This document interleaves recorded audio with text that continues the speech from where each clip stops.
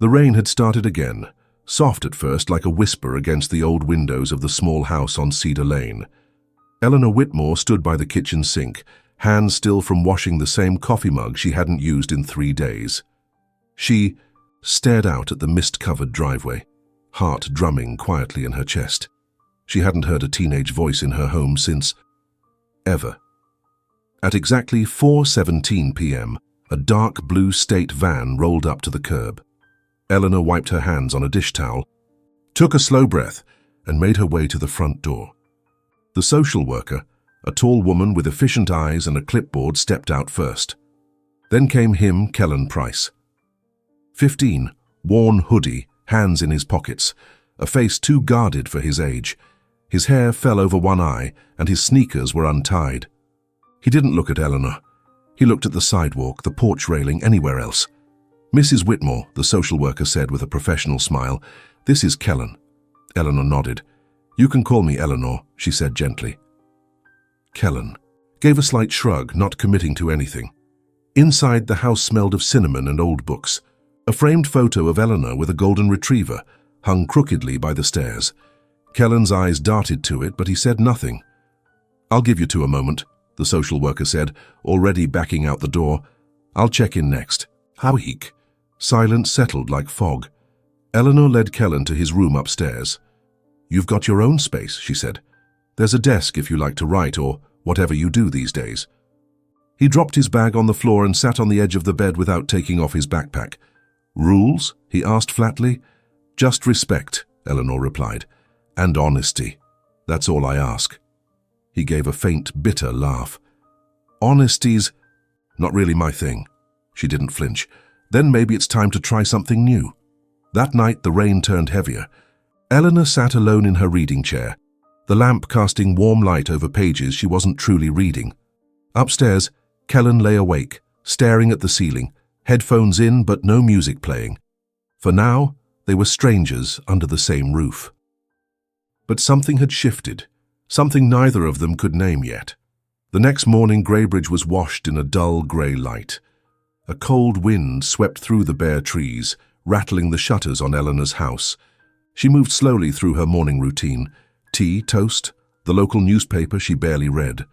Upstairs, Kellen hadn't come down yet. She let him be. Pushing too hard, too soon, never worked. But by late afternoon, she heard creaking floorboards above her head. Then footsteps, hesitant, wandering. Eleanor looked up from her book and waited. Kellen appeared at the bottom of the staircase, hoodie still on, sleeves pulled over his hands. "There's a door upstairs," he said. "Behind. The linen closet. I think it leads to an attic." Eleanor blinked. "Yes, I haven't been up there in years." He shifted. "It was unlocked." She set her book down. "Did you go in?" He hesitated. "A little." Eleanor stood slowly. "Show me." They walked up together. The narrow hallway smelled faintly of mothballs and dust. Behind a barely visible seam in the wall, a small wooden door stood ajar. Kellen had left it open. Inside, the attic was dim, filled with old trunks, yellowing boxes, and forgotten furniture covered in sheets.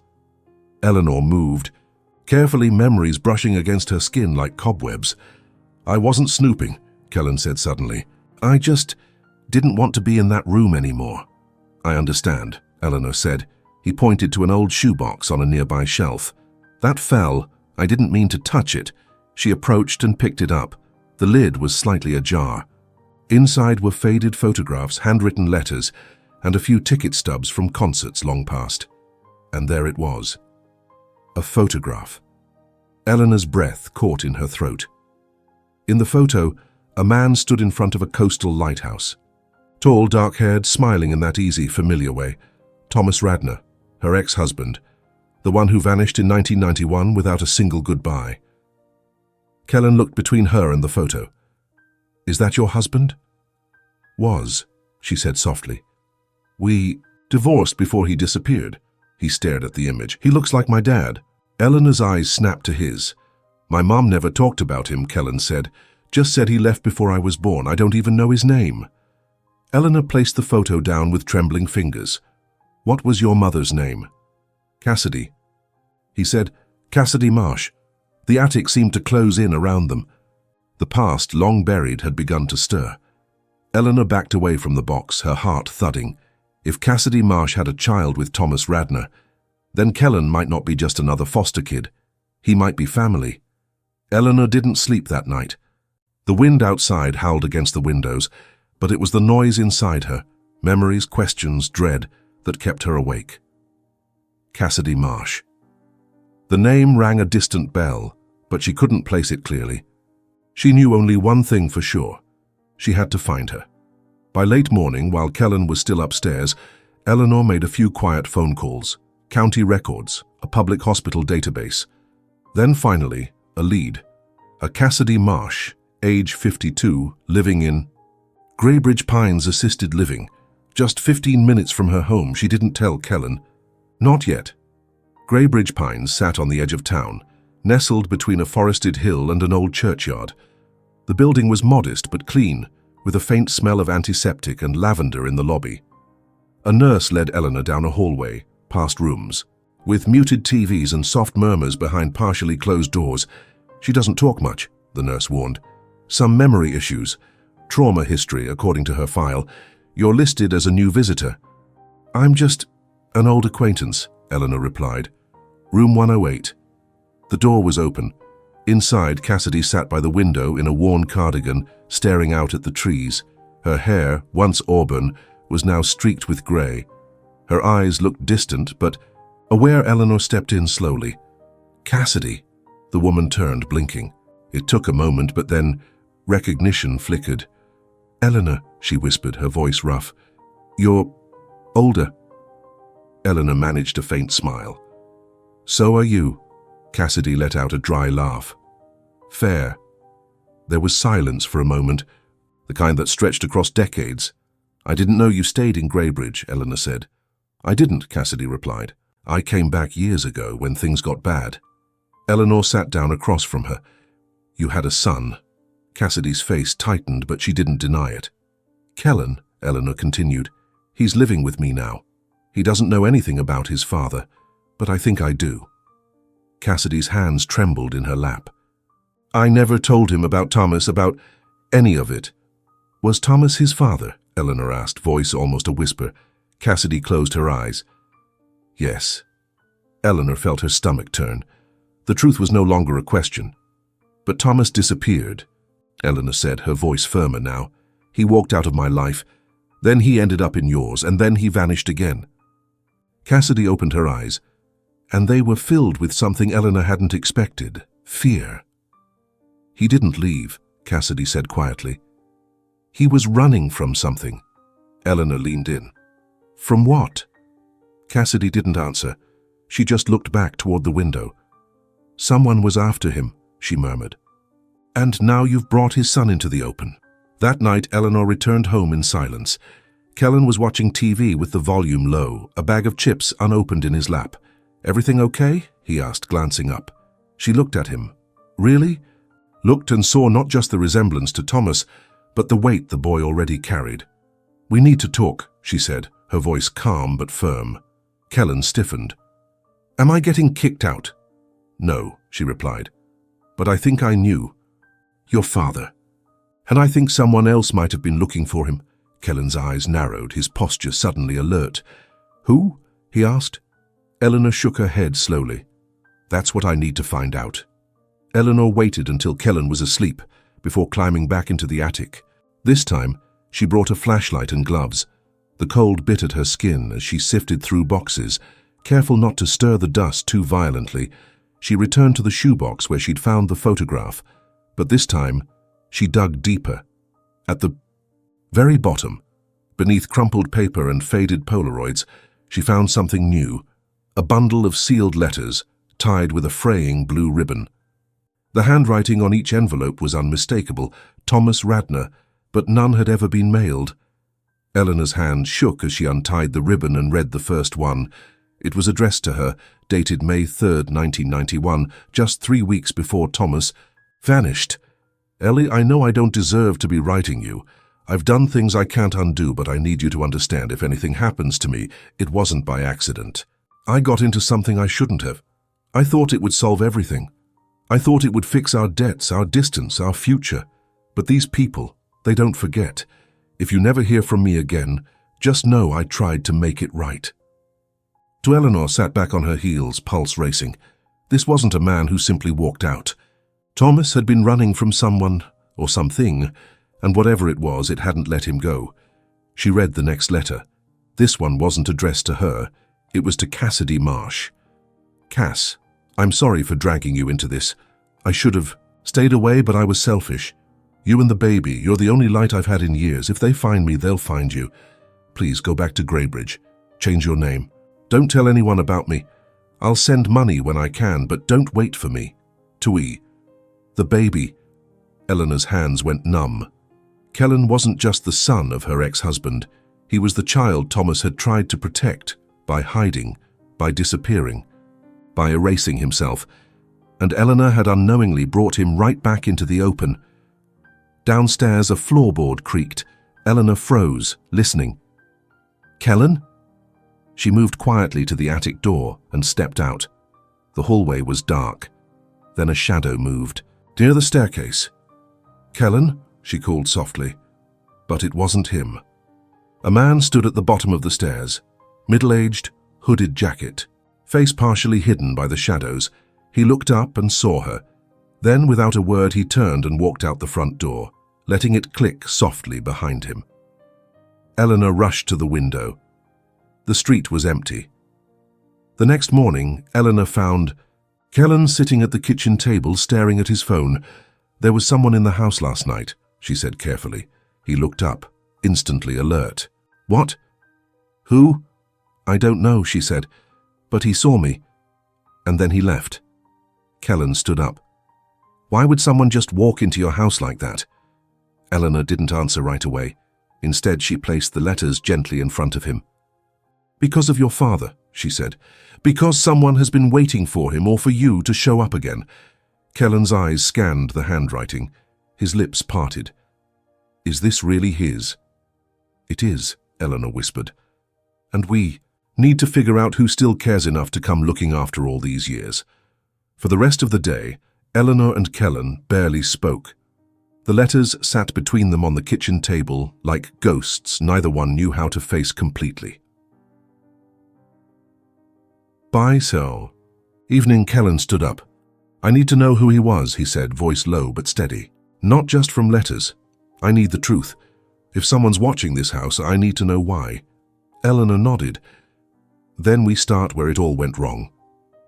The next day, they drove to the edge of Greybridge's old industrial district, where rusted warehouses lined cracked sidewalks and signs of life were fading. Thomas had worked here in the late 80s, doing logistics, or so he told Eleanor back then. She never asked too many questions. Now she wished she had.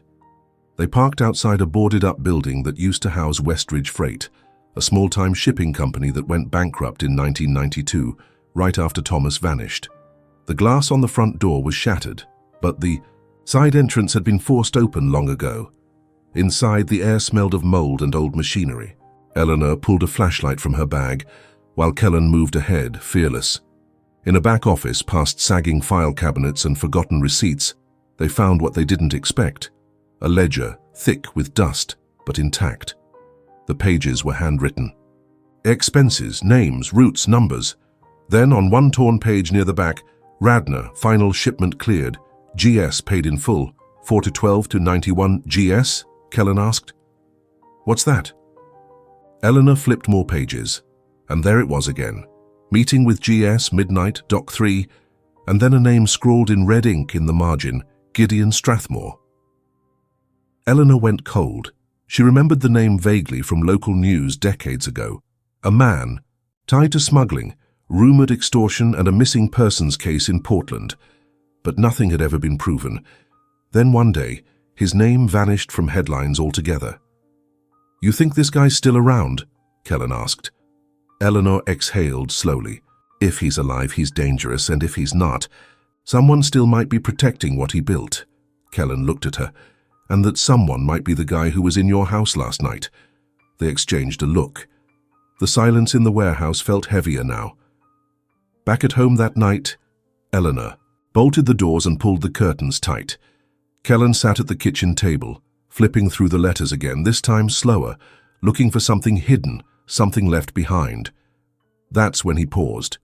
"Look at this," he said, handing her a page. In one of the letters to Cassidy, the ink was smudged near the bottom like it had been rewritten. Under a light, Eleanor could make out faint imprints from a line that had been removed. She rubbed a pencil gently over the page, shading it in. A partial sentence appeared. "If anything happens, go to Carter's Hill." "Carter's Hill?" Kellen asked. Eleanor stared at the name. "That's not a place." "Then what is it?" She stood, already heading for her bookshelf. She pulled out an old Greybridge historical registry and flipped through until her finger stopped on an entry. She stood, already heading for her bookshelf. She pulled out an old Greybridge historical registry and flipped through until her finger stopped on an entry: Carter's Hill, abandoned farmhouse east of town once owned by the Strathmore family. Seized in 1994 after legal action. Her pulse quickened. "It's a property," Kellen stood. "Then we go tomorrow." Eleanor didn't answer at first. "Kellen," she said finally, "if we go there, we might find something we can't unsee." He met her eyes. "I'd rather know the truth than hide from it." The next morning broke grey and still, as if the sky itself was holding its breath. Eleanor and Kellen packed flashlights, gloves, and an old thermos of black coffee. They said nothing as they drove east, out of Greybridge, past the last gas station, and into open farmland. Carter's Hill appeared like something out of a faded photograph, a sagging two-story farmhouse sitting crooked on a patch of overgrown earth. The paint had long peeled away, the windows boarded haphazardly. Beyond it, a decaying barn leaned into the wind like it had given up long ago. Eleanor parked the car behind a line of dead trees. They stood for a moment in the silence, looking at the house. "This is where he told her to go," Kellen said, voice barely above a whisper. Eleanor nodded. "Let's find out why." The porch creaked beneath their feet as they stepped up. The front door was locked, but Eleanor noticed a broken basement window around the side. Kellen slipped through easily, and a few minutes later, the front door clicked open from inside. Dust swirled in beams of light from gaps in the boarded windows. The interior was stripped bare, no furniture, no signs of life. But the air smelled wrong, like oil, and something metallic. They moved through the rooms in silence until Kellen stopped suddenly near the back of the house. "Here," he said, pointing to a trapdoor in the floor, half covered by a torn rug. It led to a cellar. Eleanor hesitated. "You sure?"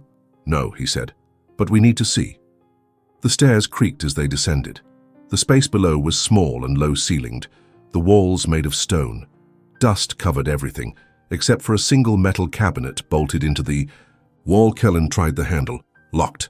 Eleanor reached into her coat pocket and handed him a rusted skeleton key she'd taken from the attic box, something she hadn't told him she'd found. It clicked. Inside the cabinet were folders, dozens of them, names, ID photos, notes, transaction records, some dated as far back as 1988. This wasn't just about Thomas, this was a ledger of people, of operations, and right in the middle, Thomas Radnor's file. Inside were photos Eleanor had never seen, surveillance style, taken from afar. One of Thomas handing something off to a man in a leather coat near the old Greybridge port. Another, of him with Cassidy pregnant outside a bus station. And one more. Eleanor froze. Thomas standing beside a black SUV. The driver, the man who had broken into her house. Kellen saw it too. "Who is this guy?" he whispered. The last page in the folder was a coded note, but one name stood out, underlined twice. Gideon Strathmore. Status: unknown. They looked at each other. Then a floorboard above them groaned. Not from wind, from footsteps. Someone was in the house. Eleanor immediately shut the cabinet, locking it again. They backed into the shadows of the cellar as the noise above grew closer, slow, deliberate. Then the trapdoor creaked, a sliver of light cut into the darkness. Someone was opening it. The trapdoor creaked open just an inch, but that was enough for a long beam of dusty light to spill down into the cellar. Eleanor pulled Kellen behind a support beam. their backs pressed against cold stone. Her breath came shallow, controlled. Kellen's fists were clenched tight, his jaw locked. Footsteps on the cellar stairs, slow, heavy. Whoever it was, they weren't in a hurry. They knew this place. They weren't afraid of being caught. From their hiding spot, Eleanor could just make out a boot descending the final step, then another. The man moved closer to the cabinet, not noticing the faint disturbance in the dust left by their hands just moments earlier. Kellen mouthed, "It's him." She nodded. It was the same man from the photograph in Thomas's file, the same man who had stood in her home looking straight at her. He turned his back toward them, inspecting the cabinet. Keys jingled. Eleanor's hand slid slowly toward her bag, where she kept a small canister of pepper spray. She never thought she'd need it. Not for something like this. Kellen looked at her and gave the smallest nod. They moved fast. Kellen shoved a metal crate across the floor with all his strength. The screeching noise echoed through the cellar. The man spun around, startled, just in time for Eleanor to spray him directly in the eyes. He shouted in pain, staggering backward and knocking over a shelving unit. The noise was deafening. "Go!" Eleanor shouted. They bolted up the cellar stairs, burst through the trapdoor, and sprinted through the empty house. The man behind them was cursing, blinded, but recovering fast. Outside, the cold wind hit their faces like a slap. Eleanor's knees screamed in protest as she ran, but adrenaline carried her. Kellen grabbed her hand and pulled her toward the tree line where their car was hidden. They jumped in, slammed the doors shut, and Eleanor didn't. Wait for the engine to warm up. She floored it, tires spitting gravel as they sped down the dirt road. In the rearview mirror, Kellen watched the house grow smaller. The man didn't follow, but they both knew it wasn't over. Back at home, Eleanor locked every door, every window, then sat at the kitchen table, her hands trembling. Kellen dropped the small item he had stolen. From the cabinet onto the table, a USB drive. He had swiped it just before they ran. "You grabbed this?" she asked, stunned. Kellen nodded, still catching his breath. It was labeled Radna, failsafe. Eleanor stared at it. If Thomas had created a failsafe, this might be it. Whatever was on that drive could explain everything, or expose them both to even greater danger. "I'll plug it in," Kellen said. "No," Eleanor said sharply. Then softer. "Not yet, we need to be smart." She stood and looked out the window, her reflection staring back at her. Whoever that man is, he's not just a piece of the past. He's still working for someone. Kellen sat down, his voice low. "And now they know we're looking." It was nearly midnight when Eleanor and Kellen finally sat in front of her old laptop. The USB drive lay on the table like a grenade with the pin already pulled. Eleanor hesitated. "Once we open it," she said, "we can't unsee whatever's inside." Kellen looked at her, eyes steady. "We already saw a man willing to follow us into a cellar. I think it's too late to back out." She inserted the USB, the computer word, then a folder appeared on the desktop. Our letter to Kellen.move. G.S. Strathmore, accounts.pdf. Greybridge, Ops 19991 zip, 3 files. One name stood out. Letter to Kellen.move. Eleanor clicked it. A grainy video began to play. Thomas Radna sat in a dimly lit room, older than in the photos, face worn but alert. He looked straight at the camera. His eyes were the same as Kellen's. "Kellen, if you're watching this, I'm probably gone. Or I've failed. Maybe both. I wasn't there for you, not because I didn't want to be, but because I made a mistake. One I couldn't undo. In 1989, I agreed to transport packages for a man named Gideon Strathmore. At first it was money, then it was people. By the time I realized what I was part of and it was too late, I tried to get out. I went to the police. They were in on it. So I ran. To Cassidy. She never knew the full truth, just that we had to disappear. I tried to protect her and you. Eleanor, if you're watching this too, I'm sorry. I left without telling you everything, but if anyone could take care of my son, it was you. This drive contains everything I documented. Proof, bank accounts, names.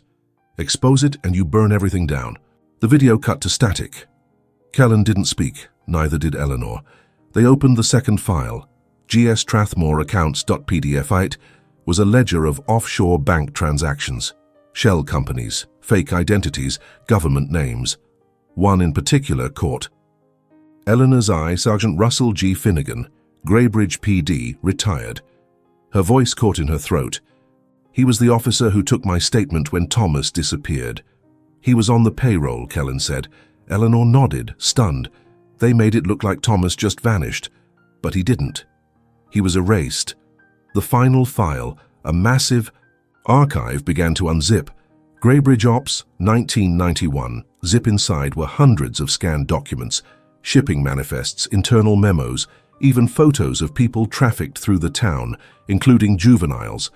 Many had disappeared without a trace. "This is big," Kellen whispered. "This is everything." But as they scrolled, one final folder appeared at the bottom. Next of kin dossiers. Eleanor opened it. Inside was a PDF titled K. Price, Classified. Observation 2007-2022. Her hands went cold. Kellen leaned in. They were watching me? The file detailed Kellen's childhood, his placements in foster care, even his arrests, surveillance photos, handwritten notes, potential leverage against E. Whitmore, continue monitoring until activation needed. They knew, Eleanor whispered. They knew you'd end up here. Kellen stepped back, horrified. They planted me with you. No, she said quickly. I chose you, but they may have known that I would. She turned to him. You were never part of their plan. You were the backup. Kellen sat down heavily. His world had just split open. A knock on the door.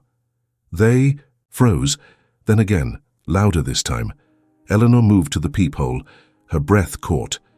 Outside stood a woman in her late 50s, pale, trembling, Cassidy Marsh. The knock still echoed through the house as Eleanor slowly opened the door. Cassidy. Marsh stood in the cold, her coat far too thin for the weather, her eyes sunken but alert. A bruise marked her cheek. Her hands trembled, not from age or illness, but from fear. I didn't know where else to go, she whispered. Eleanor stepped aside, heart pounding. Kellen stood in the hallway behind her, eyes locked on the woman who had once been just a name in a file. Cassidy looked at him for a long moment. You look like him, she said. Like Thomas. Kellen didn't move. Why now? Why come back? Cassidy stepped inside, collapsing into the nearest chair as if she'd been holding herself up for days. I ran because I had to, she said, voice ragged. I kept Kellen, safe by staying away. But after you visited, someone came to my door, said I had 24 hours to keep my mouth shut, or disappear for good. Eleanor's hands clenched. Who? Cassidy looked up. The same man who followed you. I know him as Vic, but he works for Strathmore. Strathmore is alive, Eleanor asked. Cassidy nodded. Yes, old, sick maybe, but alive. And angry. She turned to Kellen. He never wanted Thomas to walk away. He said Thomas owed him, and when Thomas ran, he made it personal. He swore one day he'd make his son pay for the betrayal. Kellen's face twisted. So I was never just a foster case. I was leverage. You were a message, Cassidy whispered, her eyes filled with guilt. But I kept you moving, kept you off the grid as long as I could. I never wanted you to be used. You could have told me, Kellen said, voice cracking. You could have told me everything. I wanted to, she said, but telling the truth meant putting you in the crosshairs. Eleanor stood, quietly watching mother and son share the kind of grief that silence builds over time. Then she spoke. We have the files, the proof. If we go public, they'll come after you both, Cassidy interrupted. They won't let it happen quietly. Kellen looked at Eleanor. We could leak it anonymously. Cassidy shook her head. Strathmore doesn't care about exposure anymore. He only wants control. If he knows you're behind it, he'll burn this town to find you. Silence fell over the kitchen. Then Eleanor turned, walked to her desk, and took out a small fireproof safe. Inside, she placed the USB, the letters, and the dossier on Kellen. I've made arrangements, she said. Air contact at the Oregon Sentinel. If something happens to me, this gets released. Kellen stood. What do you mean if something happens to you? Eleanor met his eyes. They'll come for someone. Let it be me. Cassidy spoke firmly. No, If anyone pays for this, it's me. I brought him into this world. I've been hiding too long. Kellen looked between the two women, his past and his present, and realized something painful. He might have to walk away from both to survive. That night, Eleanor lay awake, staring at the ceiling. She heard a soft knock on her door. Kellen entered, barefoot, hoodie zipped up. "If something happens," he said, "just know." This was the first place that felt like home. Eleanor reached out and squeezed his hand. "I already knew that," she said. Greybridge was blanketed in thick morning fog, the kind of stillness that feels like the world is holding its breath. Eleanor was up before sunrise. She made tea, folded Kellen's clothes from the dryer, not because she had to, but because she wanted to give him one last moment of normalcy. Cassidy was asleep in the guest room, exhausted but finally willing to stand still. And Kellen? He stood barefoot on the back porch, hoodie up, staring at the field behind the house, as if expecting something to come out of it. Maybe he was waiting for peace. Maybe he was waiting for war. At 8:43 a.m., the landline rang. Eleanor answered. "You have something that doesn't belong to you," said a cold male voice. She didn't respond. "If you want the boy to stay alive, you'll meet me, alone." "Where?" she asked. "The old freight yard. Noon. No police, no press. You bring the drive. And if I don't?" Click. Silence. She didn't tell Kellen. Or Cassidy. At noon sharp, Eleanor drove to the Westridge freight yard, the same abandoned yard where Thomas had last been seen, decades earlier. Time had eaten away at the place, but its ghosts remained. She brought a small shoulder bag. Inside was the USB drive. Waiting for her was Vic, the same man who had broken into her home. Leaner now, more tired, but just as dangerous. "Where's Strathmore?" Eleanor asked. "Dead," Vic replied. "Heart attack 3 weeks ago." She froze. "Then why are we here?" "Because some debts don't die with the man, and someone still wants this buried." Eleanor stepped forward, lifting the bag slightly. "Then take it. But know this, I've already made the call. If I don't make it back in an hour, everything goes public." Vic didn't react. She continued. "Greybridge, the names, the bank accounts, your face, it all ends up on every screen in the state." He stared at her for a long moment, and then, slowly, lowered the gun he'd been holding at his side. "I guess this is checkmate," he muttered. He took the bag, checked the contents. He didn't realize it was a copy. The original drive had already been mailed to the Oregon Sentinel the night before. 2 days later, the scandal exploded. Headline, "Greybridge Connection, a town built on secrets." Names from the town's elite appeared in court filings. A federal task force launched multiple investigations. Missing persons cases were reopened. Vic was found dead in a roadside motel outside Portland. Suicide, they said, or so they claimed. Weeks later, Kellen received a letter. "Kellen, if you're reading this, everything went according to plan. I didn't do this to be remembered. I did it so you wouldn't have to carry what I did. The past doesn't define you. The blood in your veins doesn't decide who you are. You do. Eleanor." Cassidy transferred to a recovery program out of state, quiet, safe, focused on healing, and Kellen.